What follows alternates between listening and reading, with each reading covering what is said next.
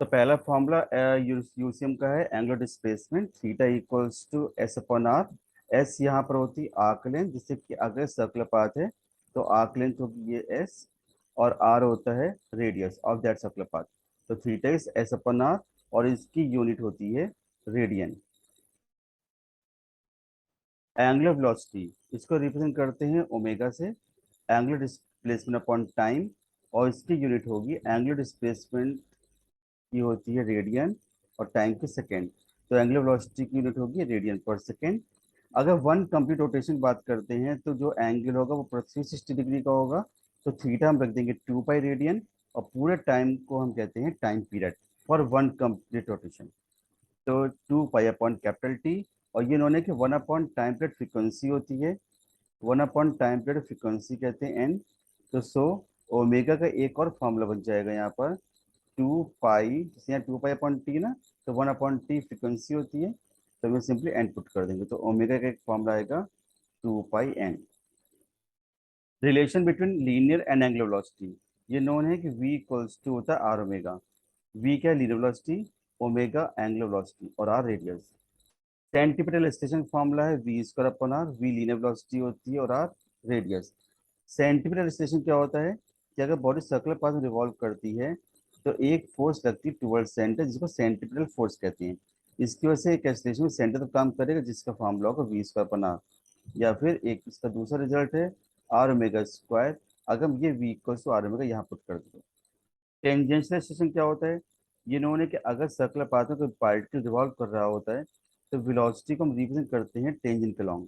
जैसे यहाँ पर इस पॉइंट टेंजेंट इधर बनेगी, तो इन दोनों में कितना चेंज हुआ तो उसको रिप्रेजेंट करते हैं change in velocity delta we, और क्या टाइम लगा डेल्टा टी। ये टेंजेंट के अलॉन्ग क्योंकि तुम वेलोसिटी ली है, इसीलिए से कहते हैं टेंजेंशियल एक्सलेशन। जब एक्सलेशन है तो फोर्स तो होगा ही होगा, सेंटीमीटर फोर्स का फॉर्मूला होता है m v square upon r, या फिर एम आर ओमेगा स्क्वायर। अगर नेक्स्ट रिजल्ट था कि अगर एक साइक्लिस्ट सर्कुलर पाथ के अलॉन्ग मूव करता है तो वो अपने को थीटा एंगल पर बेंड कर लेता है फ्रॉम द वर्टिकल। तो इसका रिजल्ट होता है कि कितने एंगल पर वो बेंड करे कि वो सेफली क्रॉस कर जाए विदाउट स्किडिंग। तब टेन थीटा फॉर्मूला होगा ये v square upon r g, जिसे वी होती है velocity of that cyclist, r radius of circular path, और जी होता है acceleration due to gravity. Sir ये क्वेश्चन हो चुके हैं, ये वाले हो चुके हैं।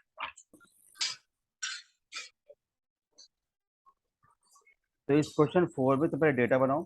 इन hydrogen atom electron is revolving in radius, radius में आर दी गई है 0.5 एंगस्ट्रॉम। इसको पहले कन्वर्ट करोगे मीटर में, 10⁻⁻10 meter. 1 angstrom is 10 - 10 meter, r हो गया। मास गिवन है 9.1 into 10⁻31 kg।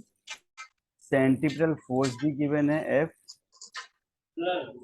Then you have to calculate speed. तो ये नोन है कि एफ का फॉर्मूला होता है m v square upon r. तो हम लोग को सब कुछ तो पता ही है, इसमें एम पता है, वी निकालना है, आर का पता है।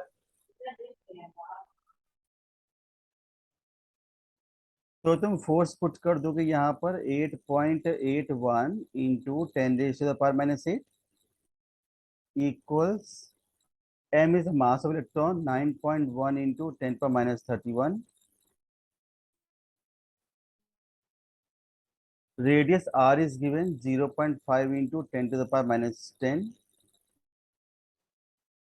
और क्योंकि स्क्वायर है या होल स्क्वायर लगा दो अपॉन आर। आर सॉरी, हमने v की जगह v, ये नहीं आर दिया था, ये तो तुम यानी v की जगह आर पड़ती है, v तो हमें कैलकुलेट करना है ना। वी स्क्वायर अपॉन आर की जगह रखेंगे 0.5 इंटू 10⁻⁻10। तो क्रॉस मल्टीप्लाई करके इसको सॉल्व कर लो। क्वेश्चन 5 में तुम्हें क्या लिखा? Body of mass 1 kg, mass m is given, with a string of radius 1 meter is revolved with a speed of 10 by pi cycle per second. Cycle per second means frequency. Number of cycle per second means frequency, that is n. ठीक है। And ये लिखा है कि string से एक stone को बांध के घुमा रहे हैं, तो ऑब्वियस है कि the length of the string will behave as radius. तो ये रेडियस होगी आर, आर इज 1 मीटर। तो मास नोन है, रेडियस पता है 1 metre.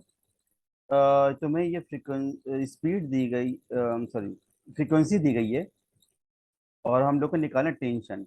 What will be tension? अगर कोई पार्टिकल सर्कुलर पाथ में रिवॉल्व करता है तो सेंटीमीटर फोर्स की रिक्वायरमेंट होती है।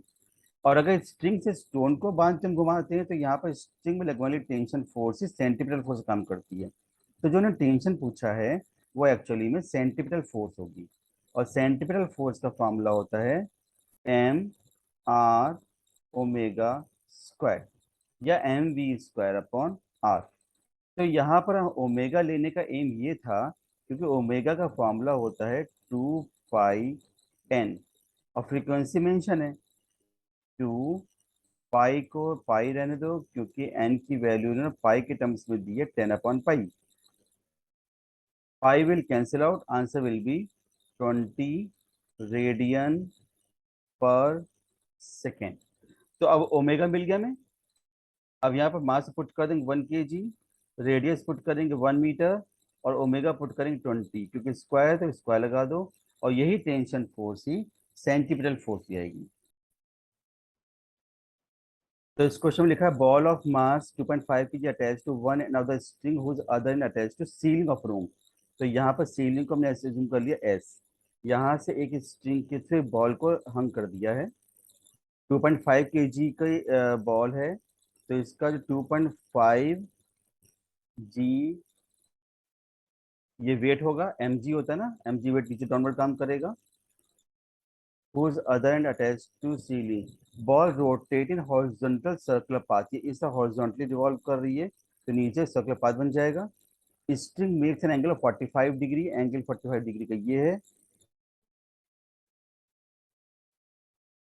If distance from center of the ceiling is 2.5 meter, distance from center of the circle to ceiling, यानी कि ये डिस्टेंस दी इन्होंने 2.5 meter. Then find linear velocity of the ball. Linear velocity मतलब होता है v, linear velocity of the ball. तो रेडियस फाइंड करने के लिए हम ये ट्राइंगल लेंगे, ट्राइंगल एस, इस पॉइंट को ले लेते हैं ओ, इस पॉइंट को लेते हैं P, S O P. From triangle S O P, from triangle S O P, ये एंगल 45 डिग्री गिवन था, tan 45 degree equals perpendicular upon base. Perpendicular 45 के सामने आर रहेगा, और बेस यहाँ पर 2.5 मीटर। तो यहाँ पर 10 45 हो गया 1, तो आर की वैल्यू आ जाएगी 2.5। तो अब वेलोसिटी v हो जाएगा तुम्हारा, सॉरी रेडियस होगी r 2.5। तो यहाँ पर इस टेंशन t को रिजॉल्व कर लो। टेंशन t को दो पार्ट होंगे, एक अपवर्ड कंपोनेंट और एक रेडियस के लॉन्ग। जो ये एंगल है 45 डिग्री, तो ये एंगल 45 डिग्री का होगा, यस सर। Alternate angle. तो ये तुम्हारा हो जाएगा t का हॉरिजॉन्टल कंपोनेंट t cos 45, और अंदर तो सेंटर के अलॉन्ग होगा ये t sin 45 डिग्री। हाँ और यही t sin 45 काम करेगा उसका सेंटीमीटर फोर्स का, यानी कि t sin 45 degree is equal to m r omega square. ठीक है, एक ही क्वेश्चन ये बना लो। और दूसरे तुम देखो, जो t cos 45 है किसके बराबर होगा, t cos 45 will be equal to, ये ऊपर है और ये बैलेंस हो रहा है नीचे वेट से, हाँ 22.5 गिरा। mg। तो अगर हम दोनों इक्वेशन को डिवाइड कर दें, अगर दोनों इक्वेशन डिवाइड कर दें तो ये बचेगा sine 45 upon cos cos 45 45 tan 45 equal, यहाँ पर टर्म क्या बचा, m will r cancel out, w square g।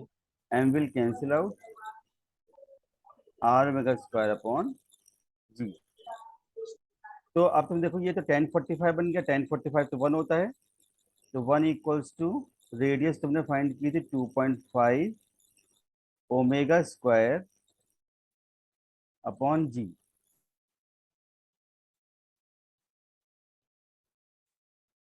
और जी की वैल्यू इसमें इन्होंने मेंशन की है 10। तो 25 से कैंसिल होकर बन जाएगा ये 4, और ओमेगा स्क्वायर इज 4, तो ओमेगा आएगा 2 radian per second. Now radius is known 2.5 meter, omega is known 2 radian per second. तो हम लोग लीनियर वेलोसिटी निकाल सकते हैं v को 100 ओमेगा से। तो r तुमने निकाला है 2.5 omega 2, answer will be 5 meter per second. Clear?